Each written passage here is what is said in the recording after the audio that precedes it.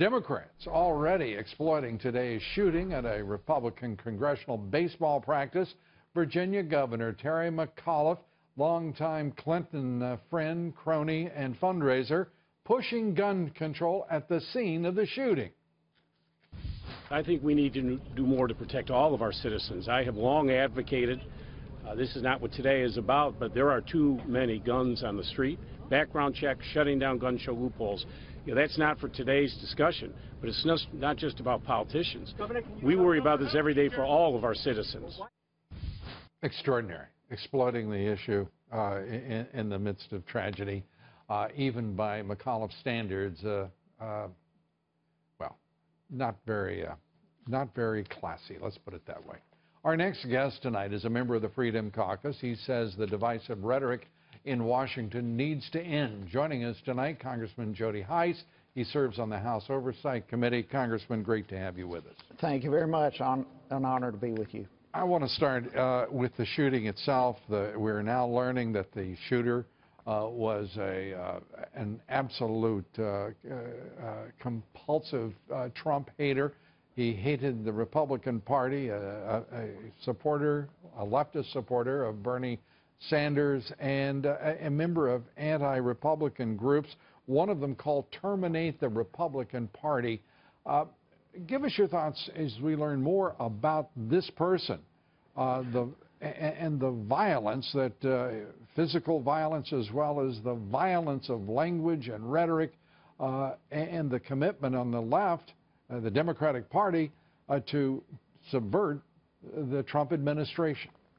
Yeah, you know, as to whether or not this particular individual was influenced directly through the fierce rhetoric politically that is developed these days, we'll never know. He's dead. But what we do know, what I believe with all my heart, he came to that ball field today with the distinct purpose of killing as many Republicans as he could. Right.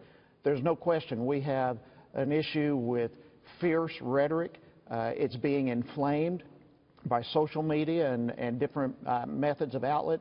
And what that creates is nationwide a hostility towards politicians as a whole. And, you know, there's no question, given time and given that scenario being inflamed, it does create a potentially very dangerous scenario. Yeah, I mean, amongst the things that he posted, listen to some of this. The road to hell is paved with Republicans. Donald Trump is not my president. President Bernie Sanders. He didn't even take note that it was Hillary Clinton and the Democratic National Committee that cheated Bernie Sanders out of a fair run for the presidency, that the presidential nomination that was won by Hillary Clinton through collusion with the DNC and her campaign. No one talks too much about that, as you may have noticed, Congressman. It goes on and on. Terminate the Republican Party.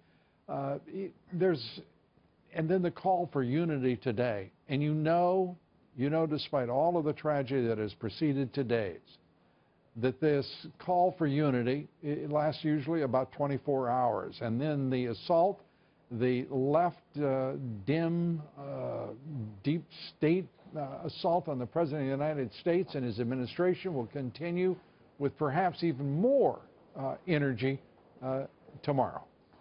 Yeah, you know, and listen, no one argues the call for unity. That's good and fine. We are Americans. We ought to surround ourselves around those things that we believe: life, liberty, pursuit of happiness, inalienable rights, those type of things. We can disagree on policy, but there's certain things as Americans we need to come around. But at the end of the day, unity is something, it's an attitude of the head that generally doesn't last long. We need a change of heart in this country, and quite frankly, we need God back in America. We've been kicking God out of the public square for a long, long time. And I think that also is something that is part of the problem here that we need to seriously look at. We don't need a hostility environment towards people of faith, but to encourage faith. That is the type of thing that changes hearts. You're exactly right in everything you say, in my judgment.